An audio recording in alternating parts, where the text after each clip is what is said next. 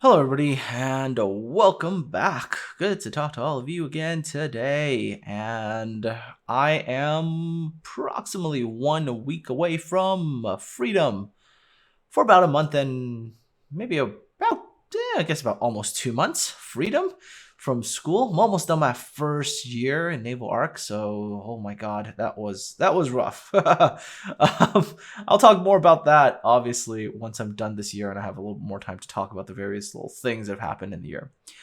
Other than that, this video is coming out July 1st, so happy Canada Day. And before anybody jumps on me, actually somebody is already jumping into the comment section to, yeah, Canada this year is, the celebration is a little bit more subdued. It's a little bit more not so celebratory, right? So obviously for those of you who have paid attention to the news, Canada has as a country, had to deal with sort of really not so good news, notably the discovery of thousands of unmarked graves of Indigenous children that were taken away and put into residential schools. So this year, it's a little bit more of a muted thing. However, I strongly believe that on a day like this, I should still celebrate what I find to be the good parts of Canada because I really like living here and I think this country has a lot to offer and it is a very good place overall. And things that have happened in the past, yes, they were terrible, but they are things that, people who are here today, these are the problems that we can address today. So even though there are bad and maybe it's not a celebratory, I still think it is okay to, celebrate the good and acknowledge the bad. So happy Canada Day, all of you. Alrighty, let's talk about HMCS Yukon. Uh, First things first, entirely a wargaming creation. The Canadian Navy did not have this famous historical ship. No, just kidding. No, Yukon is entirely a creation for Canada Day 2021. And there is a story for Yukon, a very, very interesting story, and it involves another very well-known community contributor by the name of Little White Mouse. Now, some of you, of course, already know the story. If you don't know and you want to read the full intimate details of it, go on to the North American World of Warships forums in the general discussion section. She's got a review for the Yukon. Read it. There's a very fascinating story in that review. At the bottom part's called the section called Yukon Ho. Anyhow, so yeah, the short version of it is Wargaming's representative, one of their employees on the North America office, went over to Little White Mouse and Chobitsu and basically, asked them to help design a ship for Canada Day. And that's what they did. 16 months worth of work later, and the final product was absolutely nothing like the work they had done. Hey, imagine the relatively easy win that Wargaming could have had there, right? I mean, you had the players' involvement, especially a very well-known community contributor. You get them to do a lot of things that have sort of relevance to Canadians. For example, the original camo pattern was a HMCS Sackville pattern. So, they had all these things, could have been like a totally easy win as long as the ship was balanced. And of course, some things had to be changed there. But if they had just sort of done the thing, they would have come out. They had a very nice story there, easy PR win. But it wouldn't be Wargaming then, would it? See, the thing about Wargaming is Wargaming has to do Wargaming things. Otherwise, they wouldn't be that particular company. So they went ahead and they fumbled it. They fumbled the easiest PR win ever, and instantaneous mess. That's taken, I think, about a week now to resolve. The final sort of post, I think, just came up earlier today, where they were like, okay, we're sort of offering these things and we're going to try to make things better. And oof. Unfortunately, the sort of, I guess, compensation, it's not really compensation, it's just sort of acknowledgement of work, is that we are going to eventually get the HMCS Sackville camo that was originally designed. It will be, I think they said, for the recruitment points, or now they call it community points. So yeah, but we're not really going to see much changes, I believe, to the ship itself. So that brings us, of course, to the ship itself. Is the Yukon any good? Well, if you've already watched the about 5 minutes of the video and you're like, okay, just get to the damn thing already. Well, Yukon, no. No, this is not a good ship. So some of the major problems, okay, here we go. Listing it from the top. Armor, yes, her belt armor is good, but she is covered in 26mm plating, which means at tier 7, considering the things that you will see at tier 8 and 9, everybody basically is able to overmatch your armor and all the HE that gets slung your way by cruisers, especially the cruisers with sufficient penetration, well, they will just eat you alive. So you're really pretty fragile to a certain degree. You have something that sort of helps a little bit, which is you do have access to the magical 3D printer that allows you to reprint your ship every so often. So that's something, but it doesn't really sort of remove the innate sort of squishiness of the ship. So problem number 1. Problem number 2, your guns are just not all that good. So they're basically monarch guns with short fuses, so they don't overpenetrate as much, which is nice, but they also don't always get into the citadel areas, which is not that nice. The guns, yeah, I mean, they work. How's that? They work.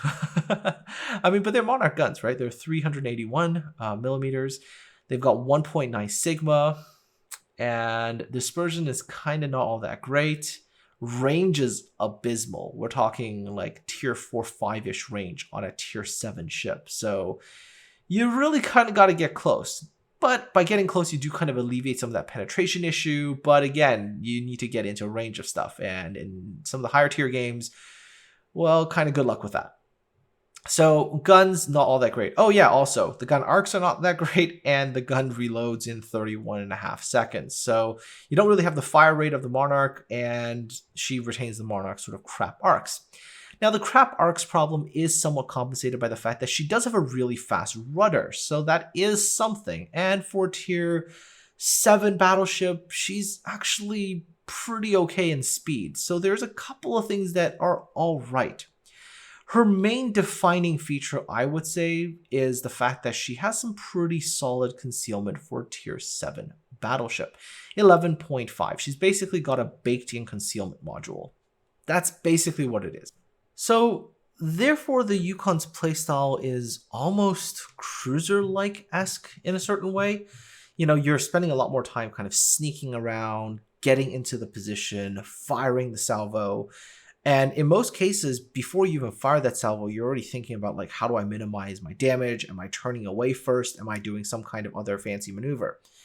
So she doesn't really play so much the battleship role, but unfortunately she, takes up a battleship slot. So you kind of have to, right? And so that's where, your ability to position correctly, to find the right sort of concealed path to where you want to be, very, very good map awareness, knowing, how to take sort of advantage of every little gap and hole and where you can go and how do you get what, that begins to matter. And that means that in order to be successful in Yukon, you really have to be very, very good player. Like, you really have to be the kind of player that can essentially make any floating brick with a gun on it work.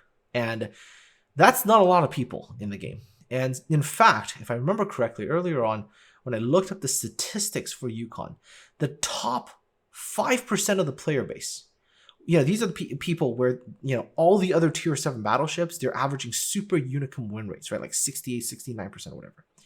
Yukon's win rate among that group of players is 58%. It is quite literally the bottom of the barrel. So yeah, this is a rough ship, and not a lot of people can play her very well. And so, yeah, that's not a good ship. Short range, not the world's best guns, pretty fragile armor. Got a few tools. Really, that's the thing, right? You got that super heal, you've got that concealment. You kind of have okay ballistics, I would say. Dispersion's not always amazing. There's some inconsistency there. Yeah, there's just more sort of bad than there's good.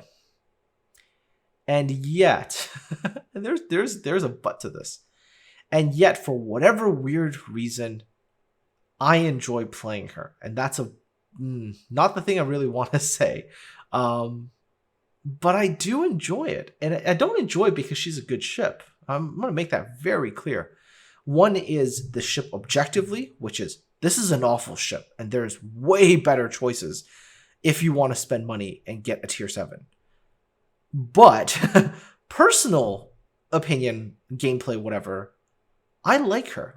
But I like her for, I think, maybe the wrong reasons. I like her because she's a challenge. Now, this is the thing. This is one of my problems in World of Warships, right? Where I've gotten to a point where if I play a really strong ship, I'm bored out of my mind. It's just like, oh, it's another stomp, another stomp. I need to play something a little on the challenging side. And I do think in that regard, Yukon does do well. So would I recommend you guys get the ship? Answer, no. I would never recommend you guys buy something absolutely awful because, you know, you guys are probably going to get really mad at me if you buy a ship and then you try it out and it's absolute crap, right? This is much more of a Santa box, whatever, you know, sort of stuffer, you know, that they're going to use during the next sort of Christmas holiday season, whatever you want to call it. But I do also know that there's going to be some people out there who are going to be like, I'm a glutton for punishment. You know, and those are the kinds of people that I think are going to enjoy the ship. You know, she is quirky in a weird, quirky kind of way, and that quirkiness kind of makes it fun. Well, okay, that or you're kind of into the whole S&M thing. Okay, if you're under the age of 13, you should know what that is, and you should never look it up on the internet. Okay, you should probably wait until you're like 18 before you find out what that. But you know what? Kids these days, right? Kids these days, they know more than I ever knew at their age.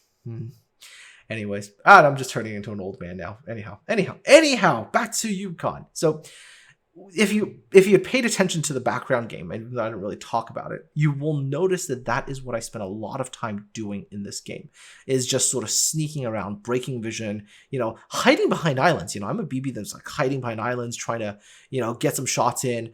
And you'll also notice that I'm very oftentimes like, you know, as soon as I know that there's going to be danger, you'll see me. I'm turned out. I'm trying to angle my main belt into them, and I'm already pulling some distance, right? And I'm pulling distance because I want to get outside at 11.5 so that, you know, when I am, you know, shooting and I do get spotted, there's going to be not that much extra time before I can go back to becoming invisible, because your stealth is really the thing that's going to keep you alive.